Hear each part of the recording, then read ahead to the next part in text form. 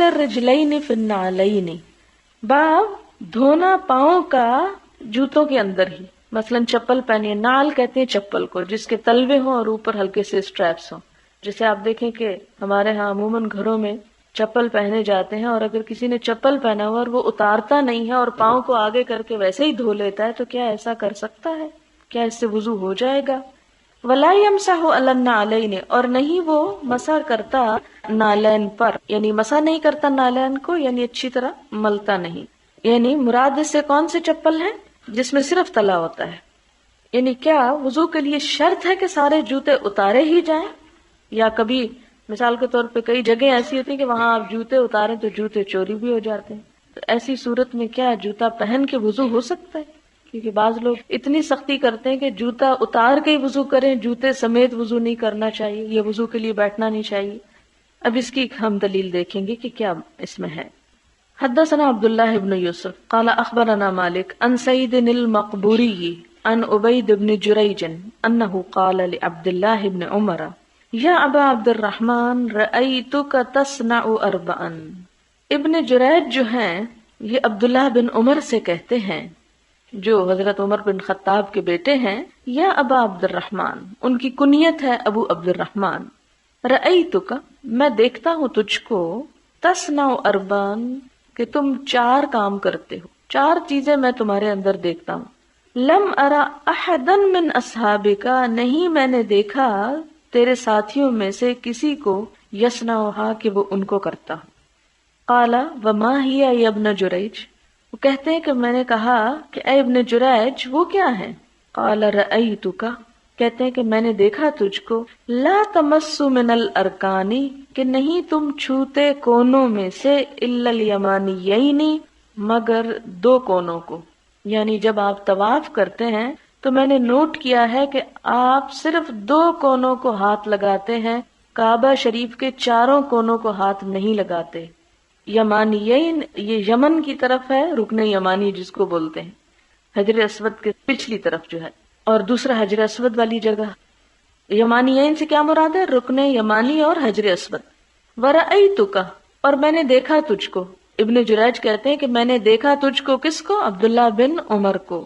تلبس النعال السبتیۃ، کہ تم سبتی جوتی پہنتے ہو. نعال جوتا، چپل. السبتیہ، سبتیہ کہتے ہیں چمڑے کی ایسی جوتی جس چمڑے پہ بال نہ ہو، یعنی پلین چمڑے کی. اس جوتی کو کہتے ہیں جسے گائے کی کھال کو رنگ کے بنائی جاتی تھی لیکن اس پہ بال نہیں ہوتے تھے، پلین چمڑا، یعنی لیدر شوز، لیکن بند نہیں، چپل کی طرح کے اسٹریپس والے. ورأیتک، اور میں نے دیکھا تجھ کو، تصبغ بالصفرۃ، کہ تم رنگتے ہو زردی کے ساتھ، یعنی زرد رنگ سے رنگتے ہو. کیا رنگتے ہو؟ بال یا کپڑے. ورأیتک، اور میں دیکھتا ہوں تجھ کو، اذا کنت بمکہ، کہ جب تم مکہ میں ہوتے ہو، احل الناس، لوگ احرام باندھ لیتے ہیں، اذا رأوا الہلال، جب وہ ہلال دیکھتے ہیں، یعنی پہلی رات کا ذوالحج کا چاند. ولم تحل انت، اور نہیں تو احرام پہنتا، حتی کان یوم الترویۃ، یہاں تک کہ یوم الترویہ آ جائے. یوم الترویہ 8 ذوالحج کو کہتے ہیں. اس کو یوم الترویہ اس لیے کہتے ہیں کہ اس دن میں لوگ اپنے جانوروں کو پانی وغیرہ پلا کر تیار کیا کرتے تھے حج پر جانے کے لیے. قال عبداللہ بن عمر جواب دیتے ہیں کہ میں یہ 4 کام کیوں کرتا ہوں. اما الارکان، جہاں تک کونوں کا تعلق ہے، فانی لم ارى رسول اللہ صلی اللہ علیہ وسلم، تو میں نے نہیں دیکھا نبی صلی اللہ علیہ وسلم کو، یمسو، کہ وہ چھوتے تھے، الا الیمانیین، مگر یہی 2 کونے. یعنی آپ صلی اللہ علیہ وسلم کو میں نے حج میں یا عمرے میں صرف انہی 2 کونوں کو ہاتھ لگاتے دیکھا، تو اس لیے میں بھی صرف ان کو ہی ہاتھ لگاتا ہوں. اور یہ اتباع کی مثال ہے. قرآن پاک میں اللہ تعالیٰ فرماتے ہیں ان کنتم تحبون اللہ فاتبعونی، اللہ سے محبت ہو کیا کرو؟ حضور صلی اللہ علیہ وسلم کا اتباع کرو. تو کہا یہ جاتا ہے کہ صحابہ کرام میں حضرت عبداللہ بن عمر جو تھے اتباع میں بہت آگے تھے، چھوٹی چھوٹی باتوں کا خیال رکھتے. وَأَمَّا النِّعَالُ السَّبْتِيَّةُ، اور جہاں تک سبتی نعال کا تعلق ہے، جوتوں کا تعلق ہے، فَإِنِّي رَأَيْتُ رَسُولَ اللَّهِ صلی اللہ علیہ وسلم يَلْبَسُ النَّعْلَ، میں نے دیکھا کہ آپ صلی اللہ علیہ وسلم نے ایسے ہی جوتا پہنا تھا. الَّتِي لَيْسَ فِيهَا شَعْرٌ، کہ جس میں بال نہیں ہوتے تھے، وَيَتَوَدَّأُ فِيهَا، اور اس میں وہ وضو بھی کر لیا کرتے تھے۔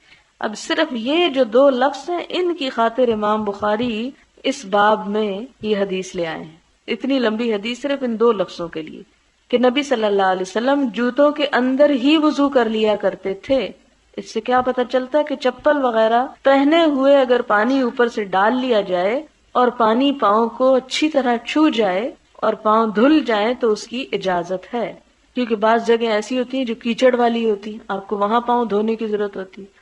اب اگر آپ جوتا اتار کے پیچھے رکھ دیں اور کیچڑ پہ کھڑے ہو کے پانی سے دھوئیں اپنے پاؤں اور پھر کیچڑ والے پاؤں پھر جوتے میں پہن لیں تو عقل مندی تو نہیں۔ لیکن انسان کہاں سے دلیل لائے؟ تو یہ سنت موجود ہے۔ فَإِنِّي أُحِبُّ أَنْ أَلْبَسَهَا، تو میں پسند کرتا ہوں، مجھے محبت ہے کہ میں ایسے ہی جوتے پہنوں۔ حالانکہ یہ نہ کوئی فرض تھا، نہ سنت تھا، نہ نفل تھا، صرف آپ کی محبت کی خاطر آپ جیسے کام کرتے تھے۔ وَأَمَّا السُّفْرَةُ، اور جہاں تک زردی کا تعلق ہے، فَإِنِّي رَأَيْتُ رَسُولَ اللَّهِ صلی اللہ علیہ وسلم، تو میں نے دیکھا نبی صلی اللہ علیہ وسلم کو، يَصْبَغُ بِهَا، کہ وہ رنگتے تھے اس کے ساتھ۔ فَإِنِّي أُحِبُّ أَنْ أَصْبُغَ بِهَا، تو میں پسند کرتا ہوں کہ میں بھی اسی کے ساتھ رنگ دوں۔ وَأَمَّا الْإِحْلَالُ، اور جہاں تک احرام پہننے کا تعلق ہے، فَإِنِّي لَمْ أَرَ رَسُولَ اللَّهِ صلی اللہ علیہ وسلم، تو میں نے نہیں دیکھا رسول اللہ صلی اللہ علیہ وسلم کو، یحلو، کہ آپ احرام باندھتے، حَتَّى تَنبَعِثَ بِهِ رَاحِلَتُهُ، یہاں تک کہ آپ کی اونٹنی آپ کو لے کے اٹھ جاتی، چل پڑتی۔ تنبعث، انبعاث ہوتا ہے اٹھنا، یعنی اونٹنی پہ سوار ہو جاتے تھے اور اونٹنی منا کی طرف چل دیتی تھی، تو رستے میں احرام پہنتے، پہننے سے مراد یہ احرام کی نیت کرتے۔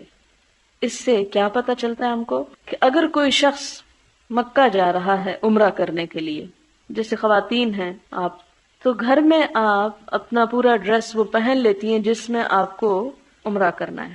اس کا یہ مطلب نہیں کہ ڈریس پہنتے ہی آپ نے احرام کی نیت کر لی۔ اسی ڈریس میں آپ ایئرپورٹ جا سکتے ہیں، آپ اسی ڈریس میں جہاز پہ بیٹھ سکتے ہیں، اور وہ سب کچھ کر سکتے ہیں جو حلال حالت میں انسان کر سکتا ہے۔ جو ہی میقات آئے، اعلان ہو، تو اس وقت کیا کرے انسان؟ نیت کر لے اور اس وقت لبیک پڑھنا شروع کر دی۔ احلال کا مطلب ہے بلند آواز سے لبیک پڑھنا۔ تحلیل جو ہے یہ لبیک اللہم لبیک کو کہتے ہیں۔ آپ لبیک کب کہنا شروع کرتے ہیں؟ جب کیا ہوتا ہے؟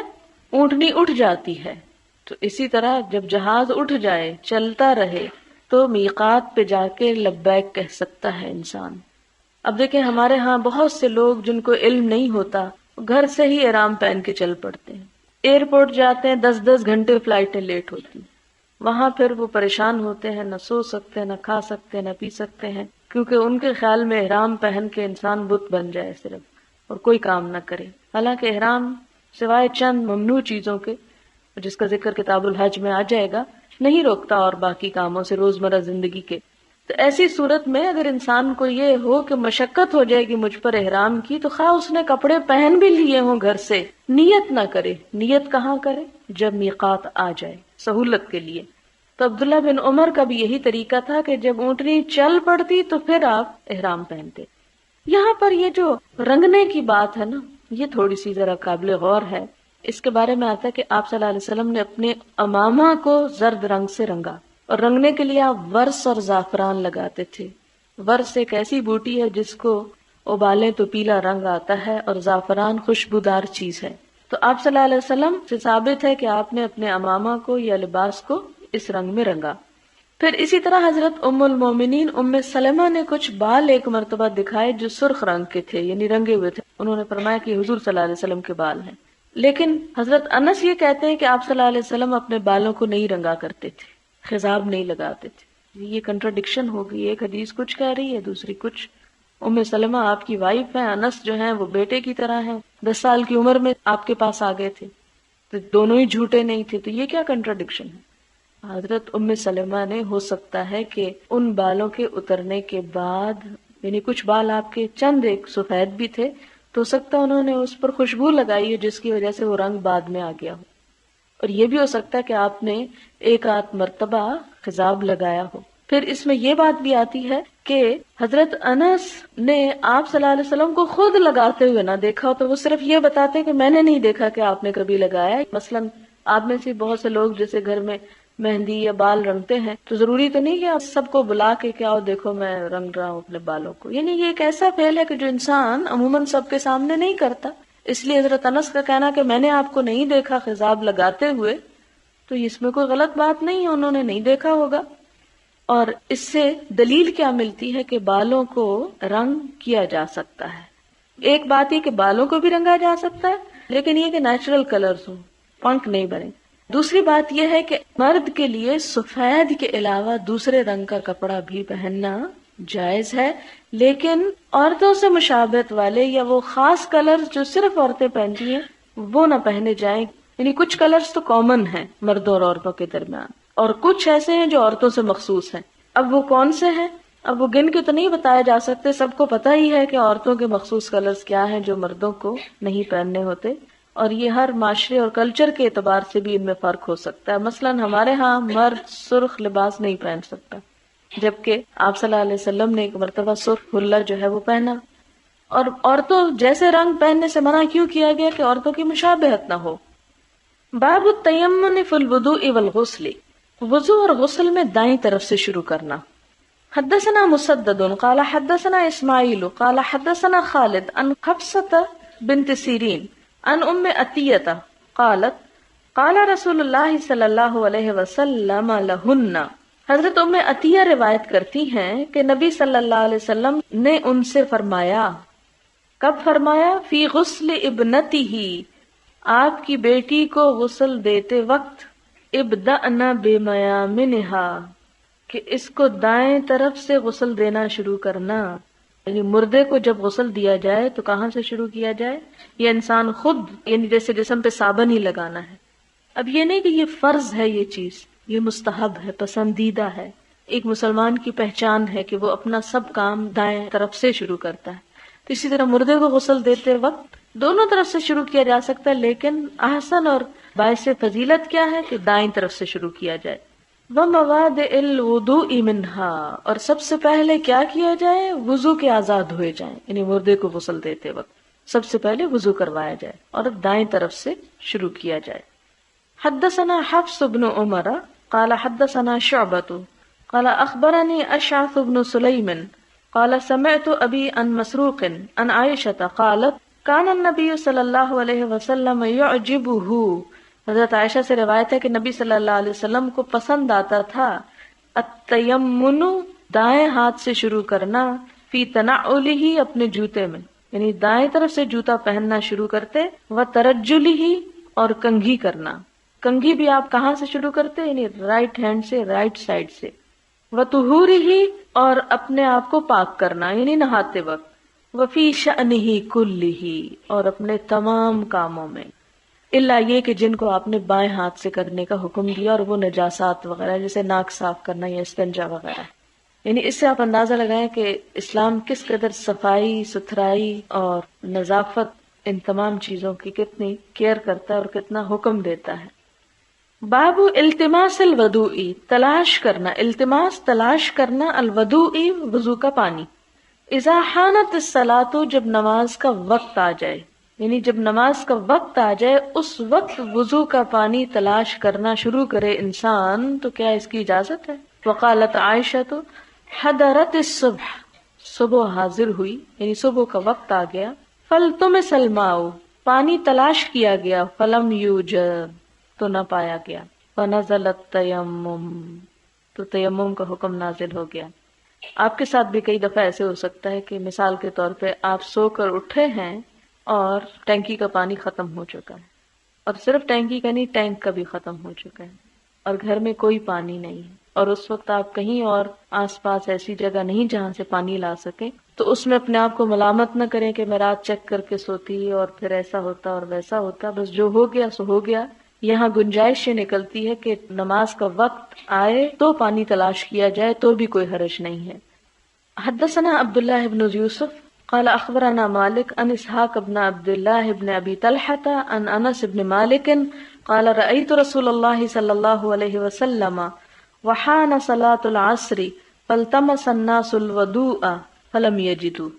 حضرت انس بن مالک کہتے ہیں کہ میں نے دیکھا حضور صلی اللہ علیہ وسلم کو، وحان وقت آ گیا تھا، حین تو آپ پڑھتے ہی رہتے ہیں، صلاۃ العصر، عصر کا وقت، عصر کی نماز کا وقت آ گیا. فالتمس الناس الوضوء، لوگوں نے پانی ڈھونڈنا شروع کیا، فلم یجدوا، تو انہوں نے نہ پایا. فأتی رسول اللہ صلی اللہ علیہ وسلم بوضوء، تو لایا گیا آپ کے پاس وضو کا پانی. فوضع رسول اللہ صلی اللہ علیہ وسلم، تو رکھ دیا نبی صلی اللہ علیہ وسلم نے، فی ذالک الاناء، اس برتن میں، یدہ، اپنا ہاتھ، یعنی تھوڑا سا کہیں سے پانی ملا، آپ کے پاس لایا گیا، آپ نے اس میں اپنا ہاتھ ڈال دیا. وامر الناس ان یتوضؤوا منہ، اور حکم دیا لوگوں کو کہ اس سے وضو کرتے جائیں. قال فرأیت الماء، راوی کہتے ہیں میں نے دیکھا کہ پانی ینبع، نکل رہا ہے، پھوٹ رہا ہے، من تحت اصابعہ، آپ کی انگلیوں کے نیچے سے، جیسے چشمہ پھوٹ رہا ہو. حتی تودؤوا من عند آخرہم، یہاں تک کہ ان کے آخری انسان نے بھی وضو کر لیا. علامات نبوت میں یہ حدیث مزید تفصیل کے ساتھ آئے گی. یہ آپ صلی اللہ علیہ وسلم کا ایک معجزہ تھا. آپ کہیں بھلا یہ ہم تو نہیں مانتے، یہ کیسے ہو سکتا ہے کہ آپ پانی میں ہاتھ رکھیں اور پانی بڑھتا چلا جائے؟ زمزم کو مانتے ہیں؟ وہ کیسے نکلا تھا؟ ایک نبی جو ابھی نبی نہیں بنا تھا، ابھی بچہ ہی تھا، حضرت اسماعیل علیہ السلام، ان کے ایڑیاں مارنے سے، تو اگر ان کے ایڑیاں مارنے سے پانی پھوٹ سکتا ہے تو کیا حضور صلی اللہ علیہ وسلم جو ایک نبی تھے، آپ سے یہ معجزہ صادر کیوں نہیں ہو سکتا؟ اور یہ آپ کی نبوت کی علامات میں سے ہے کہ تھوڑے سے پانی میں آپ نے ہاتھ رکھے رکھا، پانی بڑھتا رہا یہاں تک کہ سب نے وضو کر لیا. باب الماء الذي يغسل به شعر الانسان، باب پانی جس سے انسان کے بال دھوئے جائیں، کیا اسے ری یوز کیا جا سکتا ہے؟ یعنی اس سے بتانا یہ مقصود ہے کہ کیا بال پاک ہیں یا ناپاک ہیں. وکان عطا، اور عطا جو تھے، لا یرا به بأسا، اس میں کوئی حرج نہ سمجھتے تھے، ان یتخذ منها الخیوط، کہ بنا لی جائیں ان بالوں سے، خیوط خیط کی جمع ہے، خیط دھاگے کو کہتے ہیں، دھاگے، والحبال، حبل کی جمع ہے رسیاں، یعنی بالوں سے رسیاں اور دھاگے بنانے کو جائز سمجھتے تھے، یعنی ایسا کیا جا سکتا ہے، استعمال کیا جا سکتا ہے ان کو، انسانوں کے ہوں یا جانوروں کے ہوں یا کسی بھی چیز کے. وسؤر الکلاب، اور کتوں کا جھوٹا، وممرھا فی المسجد، اور ان کا مسجد میں گزرنا. یہ کس کی رائے ہے؟ عطا بن یسار کی. وقال الزہری، اور زہری کا کہنا ہے، اذا ولغ الکلب، جب جھوٹا کر جائے یا منہ مار جائے کتا، فی اناء، کسی برتن میں، لیس لہ وضوء غیرہ، نہیں ہے اس کے لیے وضو کا پانی سوائے اس پانی کے، یتوضأ بہ، تو اسی سے وضو کر لے. آپ یہ نہ سمجھے کہ جو ہمارے ہاں بہت پانی کے انبار ہیں، ہر جگہ ایسے ہی ہوتا ہے. آپ نے شاید ان عورتوں کو خود کہیں راستے میں سفر کرتے ہوئے یا کسی فلم میں دیکھا ہوگا جو چند گھڑے اٹھائے ہوئے میلوں پہاڑی علاقوں کو سفر کرتی. اب ایسے ہی اگر ایک عورت نے لا کے گھڑے رکھے ہیں اور ان کے گھر بھی کھلے ہوتے ہیں اور کوئی جانور گزرا، جیسے کتا ہی گزرا اور اس نے منہ مار دیا، تو وہ سارا پانی گرا سکتی ہے جو اتنی محنت سے اٹھا کے لائی ہو. ایسے لوگوں کی سہولت کے لیے کیا حکم ہے کہ اسے اگر وضو کرنا ہے تو اس جھوٹے پانی سے بھی وضو کر سکتی ہے، لیکن اگر اور پانی میسر ہے تو بلا وجہ آپ اس سے نہ کریں. یعنی بہت سی چیزیں ایسی جن کو بظاہر